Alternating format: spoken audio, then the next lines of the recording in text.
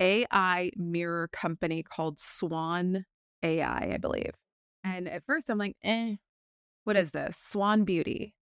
And it's a mirror that it lists your skincare routine and it gives you access to makeup videos and just like all sorts of stuff. And at first I'm like, okay, who the fuck needs an AI mirror? But when I dug a little deeper, I'm like, okay, I would actually probably use this. Welcome to Married to the Startup. I'm Alicia McKenzie, a wellness entrepreneur and digital creator. Alongside me is my amazing husband, George, the CEO who's always ready for a new challenge. We've been navigating marriage and running startups for over a decade, and we're here to share the real, unfiltered journey with you. Join us for insights and candid conversations about integrating love, family, and entrepreneurship. This is Married to the Startup, where every day is a new adventure. Welcome back to another episode of Married to the Startup. I'm your host, Alicia McKenzie. I am George. Was that hard? Pregnant pause. I don't know. I was debating. I always think about how do I open? Should I do something funny? And then I'm running out of things to say that are funny. All right. I think we skipped an episode last week. Yeah, that episode was interrupted by tennis. Life got in the way. Life did get in the way. No, it wasn't just tennis. There was a lot of other things. But it was going on. travel, kid stuff. We're in the throes of baseball season too, which is really challenging for our family. Have you heard of the phenomenon called Maycember? No, I haven't. I think with the introduction of social media, there's all these new things, like new disorders, It makes sense because in May, everything culminates, right? School seasons, baseball seasons, school sports, like everything just shits all over May and it gets wild. You've got end of the year parties, you've got all sorts of stuff that happens during the month of May. And then it's my birth month. I know. Right? So I feel it's like your birth month. And then everybody celebrates. Yeah, all I can think of every time I hear about May is the Backstreet Boys. It's gonna be May. Yeah. I didn't wait, it's not May yet. It's not too late. It's not May. It is. I know that plays in my head nonstop every time I hear May. Justin Timberlake. It's gonna happen. Be May. It's gonna happen. All right, what are we talking about today? I think we're talking about pivots, but I wanted to bring up, I think it's timely. There was a new, I guess it's a pivot. It's a form of a pivot. I guess Pivot. The brand, the influencer trip is now dead. And this is what brands are doing. Influencer trip. Describe, please. So an influencer like brand and marketing trip is where a brand will bring in a lot of high profile influencers. So like, let's say, like a Disney cruise. Yeah, like a Disney cruise or like a Veuve Clicquot. Okay. Right. They will create this experience that is over 3 days and they'll bring in 30 different influencers who have a following of X, Y, or Z, right? Okay. Whether you're a YouTuber, whether you are an Instagram, TikTok, they will just bring in a bunch of influencers. And as a repayment or as a payment to attend this, you have to produce certain amounts of content based on what the experience is. Okay, I get it. Right. But what I've been reading recently is that the former influencer brand trip is now dead. And this is what brands are doing instead. And there is this big social media personality by the name of, oh my gosh, what's her name? She's Authentically Fashion or something like that. Let me find it because this is actually, I can't remember. I've never heard of her, but there's a new AI mirror company that sponsored her bachelorette trip. AI mirror? Yes. AI mirror company called Swan AI, I believe.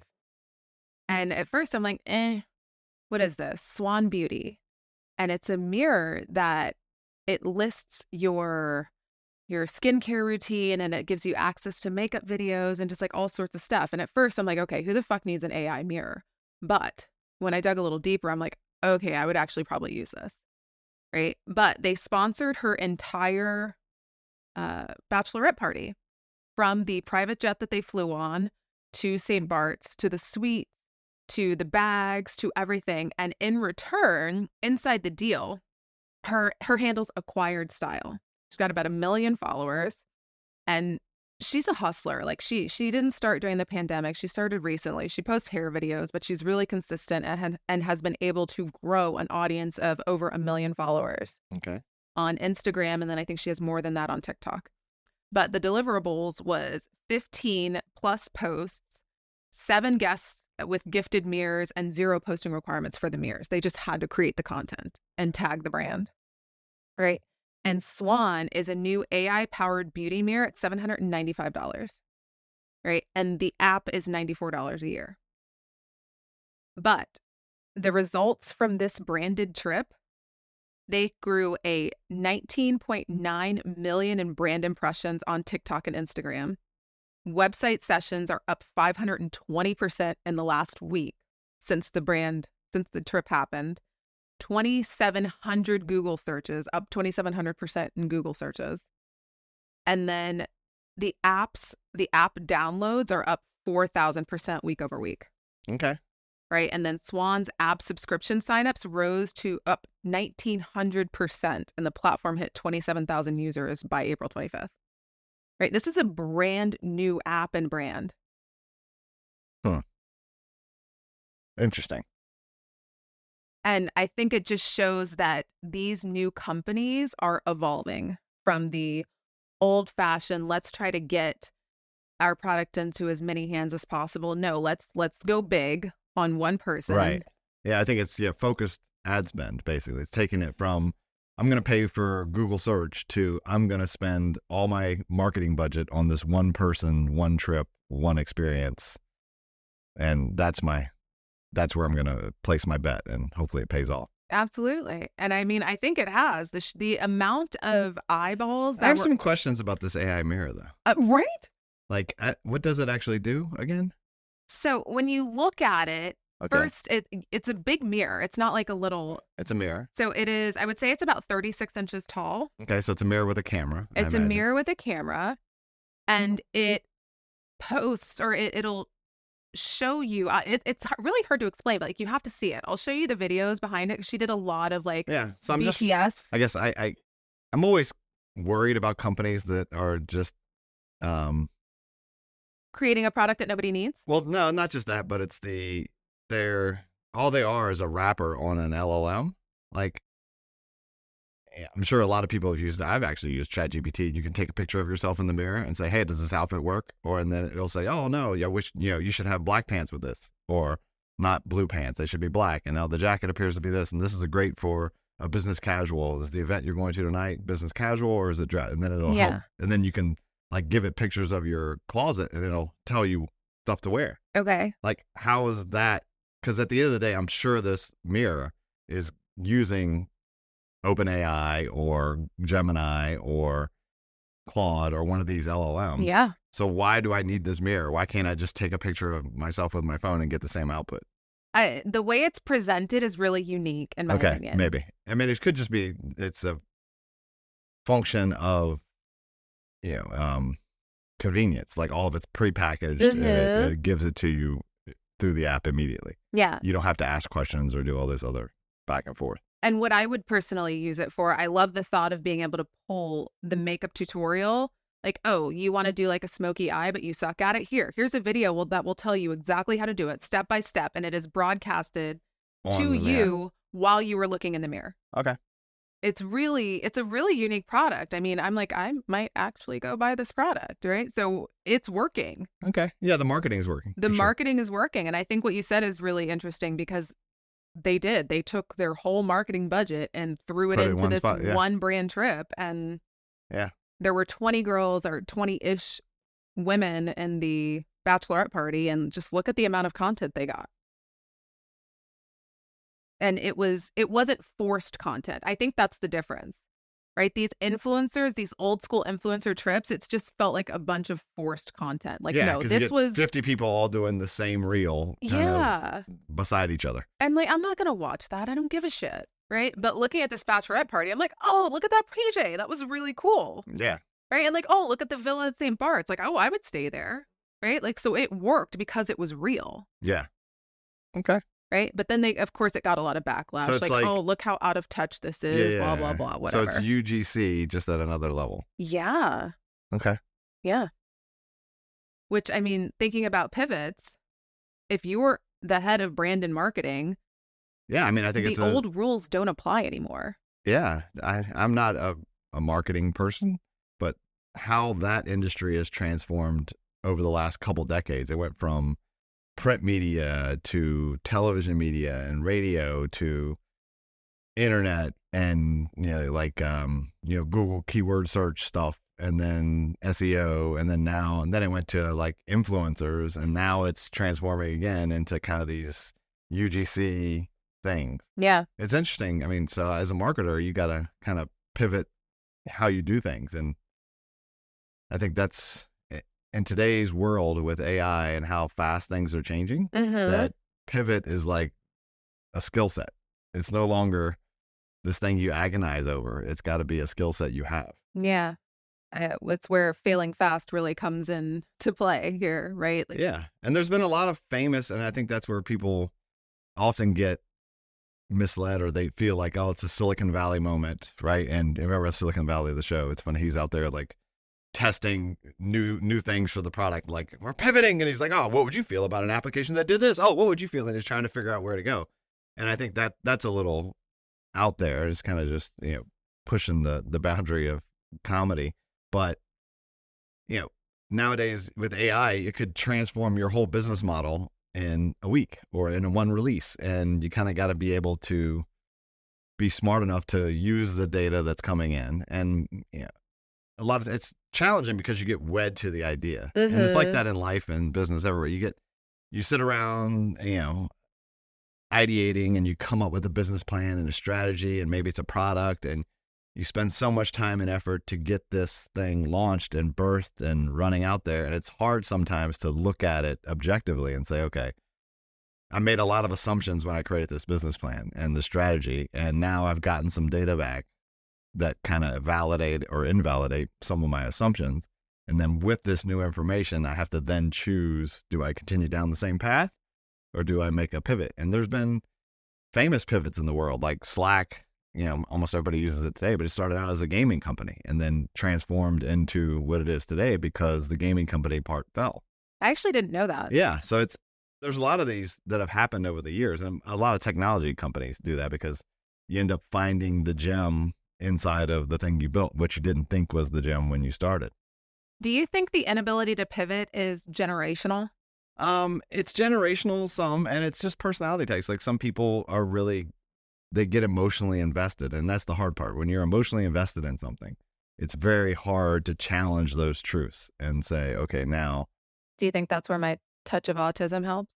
Maybe. And I think it's true with, especially when imagine now you have the same pivot conversation, but it's you and your spouse have the company.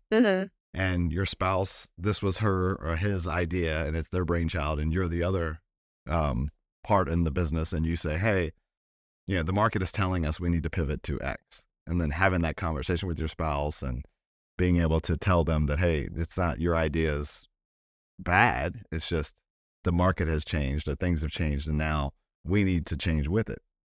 So it's a challenging conversation. It's one, personality driven, and it's two, it's, founders. Imagine if you have 3 or 4 founders, some want to do one thing, some want to do another thing, it becomes super challenging. This is where voting structure comes into play. Yes, a tight operating agreement, voting structure, and making sure you're in business with people that you got to be, passionate about what you do, because that's, for me, I think is the key. It's like, you're only going to be successful if you're really passionate and believe in what you're trying to do. And with that passion and belief, when someone challenges that, it can become emotional, but trying to be a more, take that emotion hat off and look at it as a business owner is, okay, what's best for the business? I can either continue to drive forward with my vision and what I originally sketched up on a whiteboard or a spreadsheet, and I can continue this path, which could be successful or could go to zero. Or I can pivot to something that the data and the market and my other partners are telling me is a greater chance of success. Yeah. And it's being able to rationalize that is very challenging. Yeah. I mean, at what point do you know when to call it quits? And like, can you actually do that? Make the hard decision. Yeah, that's very, very hard to do. And then you don't want to be the other where you pivot every 5 minutes, right? Where you're like, oh, that didn't work, let's do this. Oh, that didn't work, let's do this. Yeah. And you just keep pivoting and waffling and never get anywhere. So I think there's a formula to it though, right? Like you You make a change and then it's 30 to 60 days. Yeah. Well, you put a plan together and you put out, lead and lag indicators, and you measure what success looks like for where you're going. And when you either succeed or fail, you put in those data points and say, okay, what's the next logical, where do I go from here? Yeah.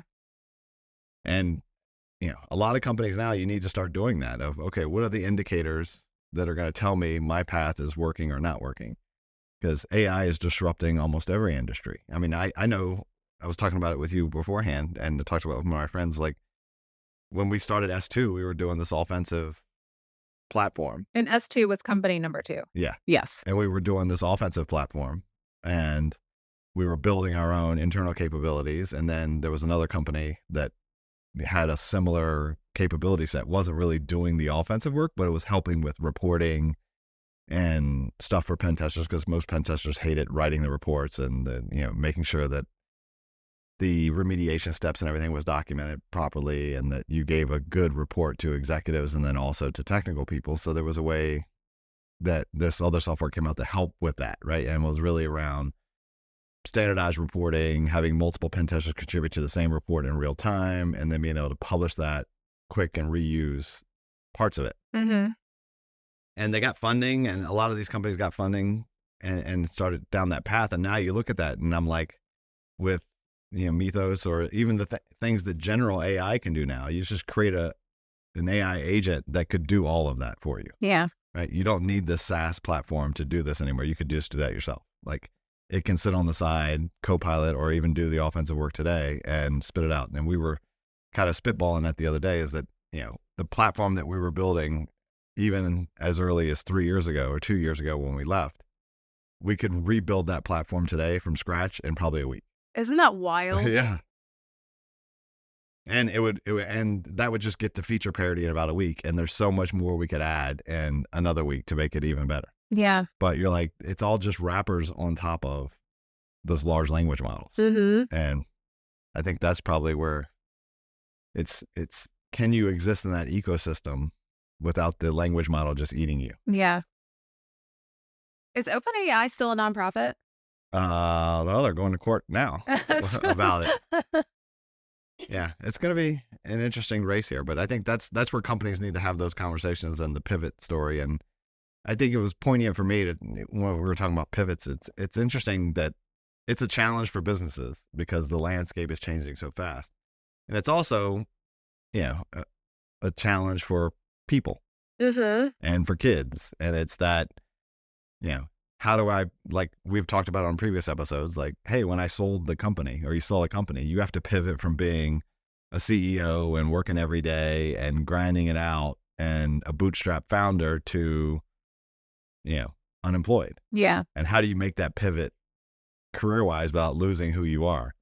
And then sometimes it's the same with, hey, I've been being a husband this way for so many years and it's not working. I need to pivot to this, a different a different way of behaving. And same with like alcoholism. Hey, I've been a drinker and it's kind of my identity. I'm the life of the party, blah, blah, blah. I have to pivot to being a non-drinker. Like, those things are hard challenges, and how you discuss those with other people and stay with it. It's a hard thing to do in life and in business. And we had a, experience recently with our daughter, who was a high-level volleyball player for a long time, like since she was 12. Yeah. Right? And played volleyball all year round, traveling, got recruited, did the recruiting thing, got, committed to college to play volleyball, and then went through her freshman year. And then, she went through the decision-making process and is pivoted to just being a full-time student. Yeah. She does club volleyball now on the side, but. Yeah. And I'm proud of her for making that choice, but it's a hard one, right? To pivot anything in life to, hey, I've been a volleyball player my whole life. That's kind of who I am. To now, hey, I've got a new identity, or my identity is not really tied into volleyball. It's me as a person, and I'm going to become the best student I can be to get, to graduate and then move on and have a successful life. And even in life, your career pivots constantly. Most people, I think the average is you have 3 career changes. I feel like that's got to be more now. Maybe generationally, right? Yeah. Because I think your generation and the one after you is probably more pivoted. Well, and I think mean, Gen X, that was kind of the stack. thinking back to that, when we used to hire people, and this is like circa 2012, 13, 14, I remember going through resumes when I worked for CBP, and I remember looking at the past employment, and the recommendation from the people that was doing the hiring, they were like, okay, if there's a bigger jump or any jumps within like the first 2 years, right? Like they wanted somebody at a job at least a year, preferably 2 years before they moved. So if you don't see that pattern in their resume, pass. But now, I is that even a Yeah, I don't know. factor anymore? It can be. I think what you really look for is someone job hopping, like, hey, I'm going to hop every year because I'm trying to chase a paycheck? Or am I trying to advance myself in a career? I don't know. There are some companies that only hire for 2 years. And Yeah. then Yeah, that used to be was the thing I used to say at Defense Point back in the day, and got some grief from it from some people. But my philosophy was if you're with DPS and you're in the same job that you were hired in 2 years ago, this is not the right company for you. yeah. Kind of Right? true though. You should be moving up, Mm-hmm. and you should be getting promoted. You should be finding the next best thing. Yeah. And if you're still in the same role that you got hired in 2 years ago, then this isn't the company for you. I mean, we also had the anti-conversation to that, right? If you find something that you love and you're happy doing it. Right. Yeah. And there's some people that would go, hey, I'm already a principal in my career choice. There's nowhere for me to go, which is true. So there's exceptions to every rule, but I think it holds true for like junior level people. If you're coming in as a junior, you shouldn't be a junior for 2 years. Yes, definitely. Right. But I don't think job hopping is a problem anymore personally. I mean, you're going to see a lot of it, and Yeah. you're going to see people working 2 and 3 different jobs. Well, I think, but as of recent, between Doge and now the layoffs that, some people are attributing to AI, but, Oracle laid off like 3,000 people or 30,000 people, like all these, Meta's laying off thousands of people. Everybody's laying off thousands of people. Yeah. All in the tech industry. So what do you do? Yeah. So, I mean, good luck finding a resume that doesn't have a gap. Yeah. I don't think gaps are a problem anymore, especially for moms. Not for moms, but I just like, I think Or anybody. dads. Yeah. It's going to be, the gap is, hey, I was laid off. I think there's a lot of people being laid off right now. They're going to have gaps in the resume because you can't just leave your job today and have a job tomorrow. Or you can't get laid off today and Yeah. and have a job tomorrow. Yeah. The jobs just aren't there. Yeah. It's going to be an interesting dynamic, but I think being flexible to pivots in a company is something that it's hard to do, but you got to have that mindset going in. And I think that's part of the new generation, or it's going to have to be of entrepreneurs and business owners, is that I have to be flexible in what it is my business is going to be. The younger generation, they're some damn hustlers though. Like Very resilient. Yeah. If you look at like anybody from the age of 19 to, I would say, 24, they've probably got some sort of TikTok, Instagram, social media side hustle, and they're probably doing pretty well. Whether or not the product that they're distributing is necessary and one that everybody needs, that's debatable. But they're finding ways to make money, and they're doing a pretty damn good job at it. Yeah, this could all be moot if we go down the Elon Musk path of abundance. How so? His prediction is that, because of AI and robotics, we'll have a life of abundance and everyone will have more than they need. So, is that what he believes? Yes. And I can get down with it. I could see a future where that could happen. I think we're closer to if you look at the divide between the top and the bottom, we're closer to a off with her head moment than we are a world of abundance moment. Oh, one could lead to the other. They're not mutually exclusive, right? So that's the concern I have, is that if we go down the path of abundance, which I think we could get to, where you have robotics and you have AI out there that's capable of, offloading a lot of the work that humans do today, which creates, the cost of things should go down because the labor is the biggest cost for most things. And if that gets taken down, then the cost of goods should go up and the quality of life for everybody should go up. Uh-huh. The problem is that most of the robotics and AI are controlled by a small subset of the world and of humans. Yes. So the Elon Musks of the world, the Metas, the Amazons, like those are producing the robotics and they have the LLMs. So you buy more robots, you spend more tokens. Who's actually making money? Mm-hmm. It's those people. So then you have an enormous amount of power and wealth, even more so than, like I said today, into this one small segment of society that eventually the masses go, fuck those guys. Yeah. Off with their head. This feels very United States. I was scrolling social media one day and I saw a video of a man teaching these African children. This was in Africa. I can't remember which country, but he was teaching African children how to golf. And it was makeshift golf clubs and it was little makeshift balls. And he had created a platform, or not a platform, like an angled board to teach the children the proper golf swing. So you swing across it and that's the path that you're supposed to stay. But in the comments, somebody was like, has your country always been deep in poverty? And the man was like, we're not poor just because we don't live the way you are. We have everything we need. Mm-hmm. Right? Yeah. And I'm like, oh, interesting, right? But the kids are running around barefoot and it looks like makeshift clothing, but he's like, we have everything we need. We have food, we have water, we have shelter. Yeah. I'm teaching them how to golf. We're not poor just because we don't live, or we're not in poverty just because we don't live the way you live. Yeah. It's true. I think it's back to defining success and defining rich and poor and happy and unhappy, expectation setting. And yeah, like to them, do I need a Rolls Royce? Do I need that PJ? Do I need all those things to make me happy? No. Do I need those things to live a full and rich life? No. Where the person that commented is like, oh, well, you don't have Dior. You don't have all these fancy things that I have. So why are you so poor? Yeah. Have you always lived in poverty? Yeah. Like, like, nope, we're not in poverty. Yeah. We just don't live like you.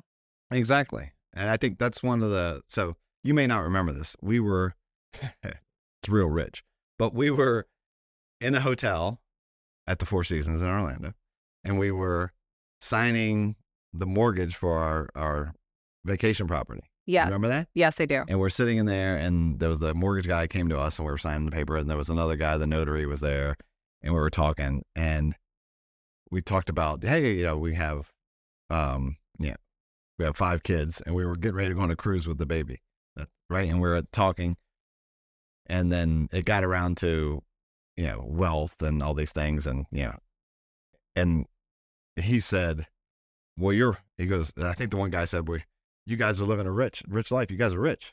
And I was like, what? And he goes, yeah, you have 5 kids.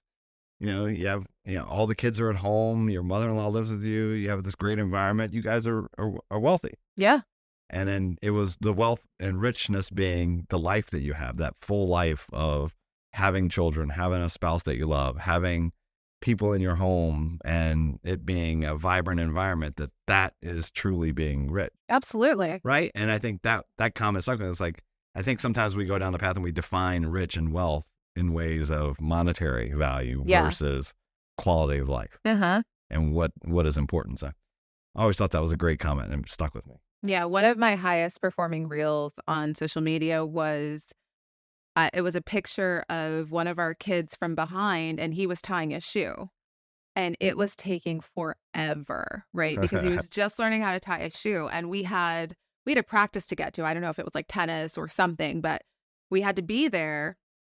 And we live in a very small radius, right? Like, I would say all of our children's activities are within a 5-mile radius of our home.